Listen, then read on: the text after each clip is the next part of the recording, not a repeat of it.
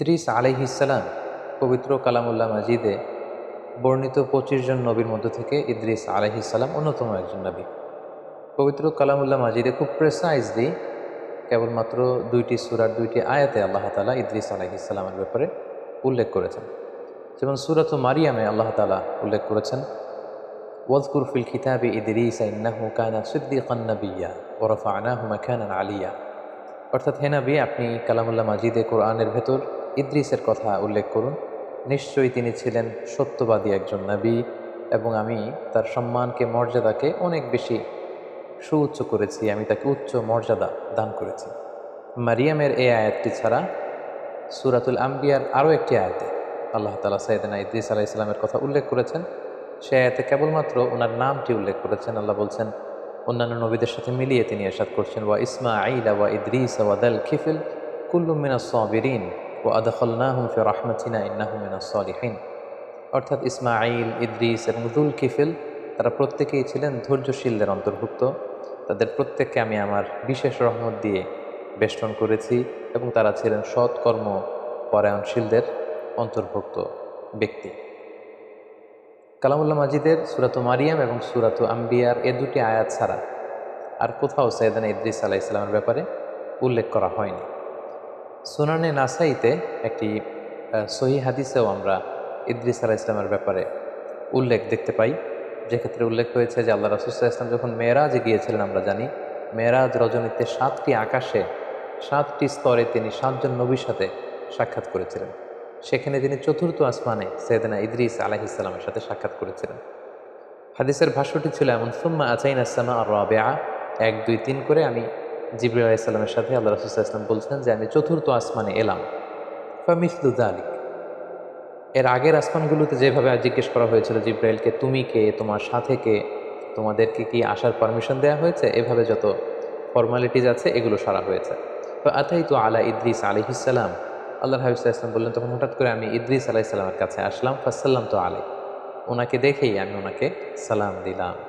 ফাকালা মারহাবান বিকা মিন আখিন ওয়া নাবিক, আমাকে দেখে সাইয়েদনা ইদ্রিস আলাইহিস সালাম বললেন, স্বাগতম হে আমার ভাই, হে প্রিয় নবী। স্বাগতম হে ভাই এবং হে নবী বলে তিনি আমাকে ওয়েলকাম বা সুস্বাগতম জানিয়েছেন। তাহলে কোরআনের দুটি আয়াত এবং সুনানে নাসাইর এই সহি বর্ণনাটি ছাড়া বেসিকলি ইদ্রিস আলাইহিস সালামের ব্যাপারে সহি বর্ণনা তেমন একটা পাওয়া যায় না। বেশিরভাগ বর্ণনাগুলোই হচ্ছে দঈফ বা দুর্বল চেইনের কিংবা ইসরায়েলি বর্ণনা, যেটাকে আমরা জিউস বা খ্রিস্টিয়ান ট্রেডিশন বলে আখ্যায়িত করে থাকি। আল বিদায়া ওয়ান নিহায়ার গ্রন্থকার ইবনু কাসির আলাইহি রহমা, উনি বিদায়া নিহায়াতে উল্লেখ করেছেন যে কানা আউয়ালু বানি আদম উতিয়া নবুওয়াতা বাদা আদম ওয়া শীস, অর্থাৎ আদম আলাইহিস সালাম এবং ওনার সন্তান শীস আলাইহিস সালামের পরে সর্বপ্রথম যে ব্যক্তিকে নবুয়ত দেয়া হয় তিনি হচ্ছেন ইদ্রিস আলাইহিস সালাম। এবং নূহ আলাইহিস সালাম, উনি কি ইদ্রিস আলাইহিস সালামের আগে পৃথিবীতে নবী হয়ে এসেছেন, নাকি ইদ্রিস আলাইহিস সালাম নূহ আলাইহিস সালামের আগে পৃথিবীতে এসেছেন, এ নিয়ে গবেষকদের মধ্যে মতানৈক্য রয়েছে। কেউ কেউ বলেন যে নূহ আলাইহিস সালাম এসেছেন ইদ্রিস আলাইহিস সালামের পরে, কেউ কেউ বলেছেন নূহ আলাইহিস সালাম এসেছেন ইদ্রিস আলাইহিস সালামের আগে। অনেকে বলে থাকেন যে ইদ্রিস নামটি এসেছে মূলত আদ-দিরাসা থেকে, কারণ আরবিতে দারাসা ইয়াদরুসু মানে হচ্ছে টু স্টাডি, পড়া, অধ্যয়ন করা। ইদ্রিস আলাইহিস সালাম উনি খুব বেশি পড়াশোনা করতেন। ওনার আগের নবী শীস আলাইহিস সালাম এবং আদম আলাইহিস সালামের উপর যে সহিফাগুলো আল্লাহ তাআলা নাজিল করেছিলেন, এই সহিফাগুলো উনি খুব বেশি স্টাডি করতেন, খুব পড়তেন, খুব অধ্যয়ন করতেন। এজন্য ওনাকে ইদ্রিস নামে নামকরণ করা হয়েছে। সেদিন ইদ্রিস আলাইহিস সালাম ইরাকের বাবেল নগরীতে জন্মগ্রহণ করেন এবং পরবর্তীতে তিনি দাওয়া কাজে মিশরে গমন করেন এবং সেখানেই তিনি তাওহীদের দাওয়াত মানব মণ্ডলীর কাছে তিনি ছড়িয়ে দিয়েছেন। এবং সহিহ ইবনে হিব্বানের এক বর্ণনা অনুযায়ী আমরা জানতে পারি যে আল্লাহ তাআলা সাইয়েদনা ইদ্রিস আলাইহিস সালামের উপর 30টি সহিফা তিনি নাজিল করেছিলেন।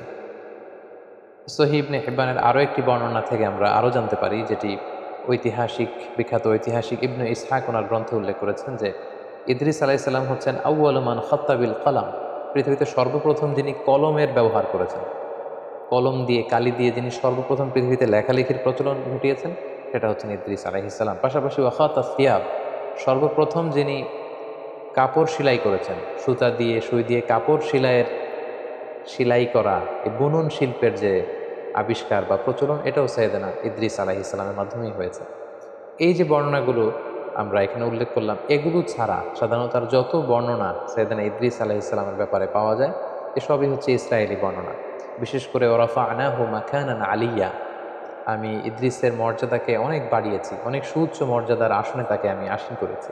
এ আয়াতের বর্ণনায় অনেক ইসরায়েলি এ আয়াতের ব্যাখ্যায় অনেক ইসরায়েলি বর্ণনা পাওয়া যায় যে ইদ্রিস আলাইহিসসালামও ঈসা আলাইহিসসালামের মতো জীবদ্দশায় ওনাকে আল্লাহ তাআলা আকাশে নিয়ে গিয়েছিলেন। একজন ফেরেশতার পাখায় ভর করে তিনি আকাশে চলে গিয়েছিলেন এবং সেই আকাশে বা জান্নাতে ওনার ইন্তেকাল হয়েছে, এই পৃথিবীতে তিনি ইন্তেকাল করেননি।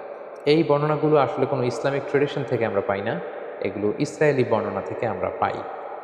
ফলে ইদ্রিস আলাইহিসসালামের এই জীবন কাহিনী যখন আমরা বর্ণনা করব, এক্ষেত্রে ইসরায়েলি বর্ণনার ভূমিকা ইসলামে কতটুকু এবং ইসরায়েলি বর্ণনা এটাকে গ্রহণ করা যাবে কি যাবে না, এ ব্যাপারে ইসলামের শরিয়ার হুকুম কি, এই বিষয়টি আমাদের কাছে স্পষ্ট হতে হবে সম্মানিত সুধী।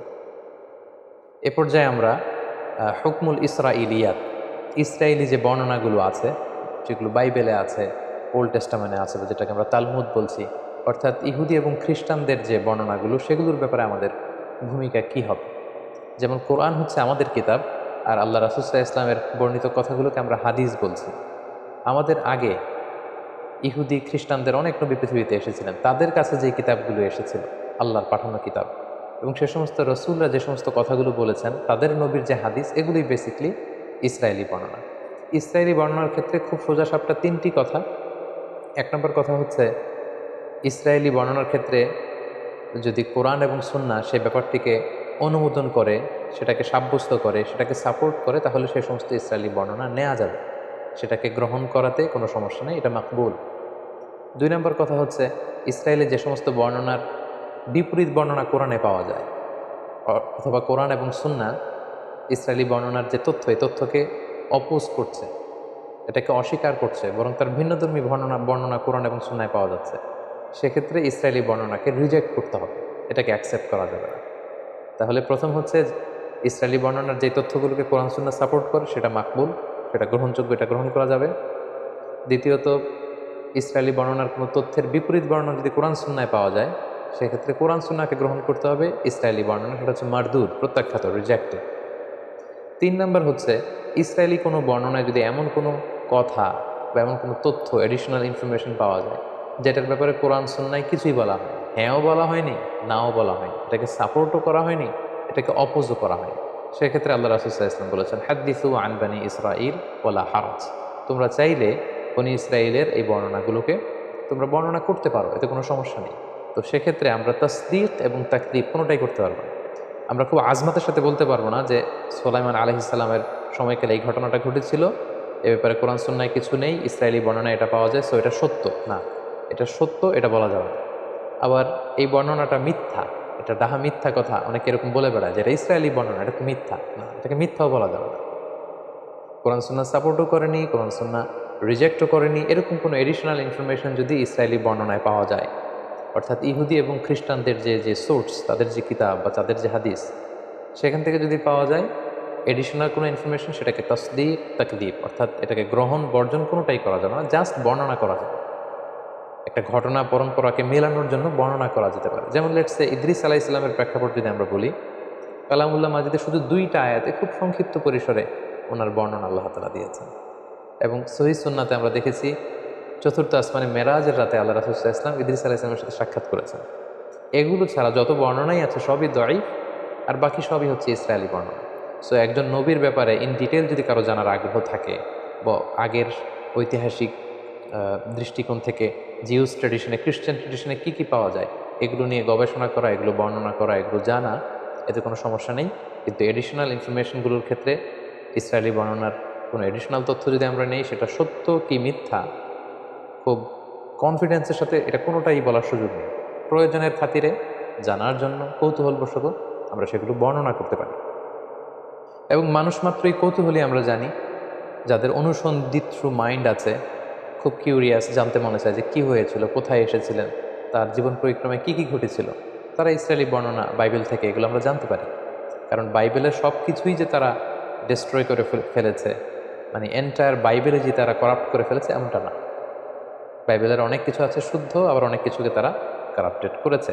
তো সেক্ষেত্রে এডিশনাল ইনফরমেশনগুলো নেওয়ার ক্ষেত্রে যেটা কোরআনেও নেই, সুন্নাতে নেই, আমরা চাইলে বর্ণনা করতে পারবো, আমাদের কৌতূহলকে নিবারণ করতে পারবো, কিন্তু হুটহাট করে এটা বলতে পারবো না যে এটা সত্য কিংবা এটা মিথ্যা। আমাদের মধ্যে একটা প্রবণতা আছে, অনেকে যেটা মনে করেন কোনো ইসরায়েলি বর্ণনা শুনলেই তারা বলে থাকেন যে এটা বানোয়াট হাদিস, এটা জাল হাদিস। এটা আসলে এক ধরনের অজ্ঞতা, কারণ এটা তো হাদিসই না, এটা তো আল্লাহ রাসূল সাল্লাল্লাহু আলাইহি ওয়াসাল্লামের কথা নয়। আল্লাহ রাসূল সাল্লাল্লাহু আলাইহি ওয়াসাল্লাম তো এটা বলেননি। ফলে এটা জাল হাদিস বা বানোয়াট হাদিস বলার সুযোগ নেই, কারণ এটা হাদিসই নয়, এটা আল্লাহ রাসূল সাল্লাল্লাহু আলাইহি ওয়াসাল্লাম বলেননি, এটা ওনার কথা নয়, বরং এটা হচ্ছে ইসরায়েলি ট্রেডিশন। তাহলে খুব সংক্ষেপে আমরা এটা বলবো যে ইসরায়েলি বর্ণনা যদি কোরআন সুন্নাহ দ্বারা সাপোর্টেড হয় আমরা গ্রহণ করব, যদি রিজেক্ট করা হয় এটাকে বর্জন করব। আর যে ব্যাপারে কোরআনে হাদিসে আমাদেরকে কিছুই বলা হয়নি, কিন্তু ইসরায়েলি বর্ণনায় আমরা বিভিন্ন নবীদের ব্যাপারে, বিভিন্ন ঘটনার ব্যাপারে এক্সট্রা এডিশনাল তথ্য পাই, সেটা আমরা বর্ণনা করতে পারবো। কারণ আল্লাহর হাবিব সাল্লাল্লাহু আলাইহি সাল্লাম বলেছেন যে লা তুসাদ্দিকু আহলাল কিতাবি ওয়া লা তুকাযযিবুহুম। এই জাতীয় বর্ণনার ক্ষেত্রে তাদেরকে সত্যবাদী মিথ্যাবাদী, এই বর্ণনাটা সত্য কিংবা মিথ্যা এটা কোনোটাই বলো না। ওয়াকুলু আমান্না বিল্লাহি ওয়া মা উনজিলা ইলাইনা ওয়া মা উনজিলা ইলাইকুম। বরং এটা বলো যে আমরা বিশ্বাস করি যেটা আমাদের উম্মতে মুহাম্মাদের উপর যেটা নাজিল হয়েছে এটাও আমরা বিশ্বাস করি কোরআন হিসেবে, এবং তোমাদের কাছে আল্লাহর পক্ষ থেকে যেটা সঠিকভাবে নাজিল হয়েছিল সেটার উপরে আমরা বিশ্বাস স্থাপন করি। আমরা রঈসুল মুফাসসিরিন আব্দুল্লাহ ইবনে আব্বাস রাদিয়াল্লাহু তাআলা আনহুর কথা জানি যে উনি সাহাবীদের মধ্যে খুবই কিউরিয়াস মাইন্ডেড ছিলেন, কিউরিয়াসিটি খুব বেশি ছিল, অনুসন্ধিৎসু মন ছিল ওনার, কৌতূহলী মন।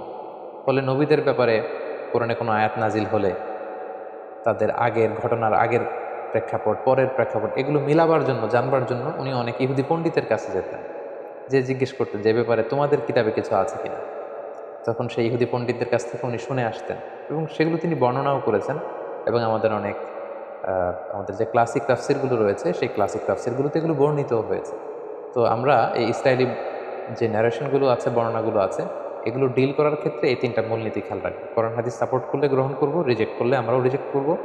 আর এডিশনাল তথ্য যেটা আমাদের কোরআনেও নাই, সুন্নাতেও নাই, কিন্তু অনেক নবীর ব্যাপারে কিছু তথ্য আমরা ইসরায়েলি বর্ণনাতে পাই, সেগুলো আমরা বর্ণনা করতে পারবো। কারণ আল্লাহর হাবিব সাল্লাল্লাহু আলাইহি ওয়াসাল্লাম সহিহ বুখারীর বর্ণনায় বলেছেন ওয়াহাদ্দিসু আন বানি ইসরাঈলা ওয়ালা হারাজ, তোমরা ন্যারেট করতে পারো, you can narrate the tradition of Jews and Christian community. তাদের পক্ষ থেকে যেই ন্যারেশনগুলো প্রিজার্ভ করা হয়েছে এগুলো চাইলে তোমরা বর্ণনা করতে পারবে, এতে কোনো সমস্যা নেই ইনশাআল্লাহ।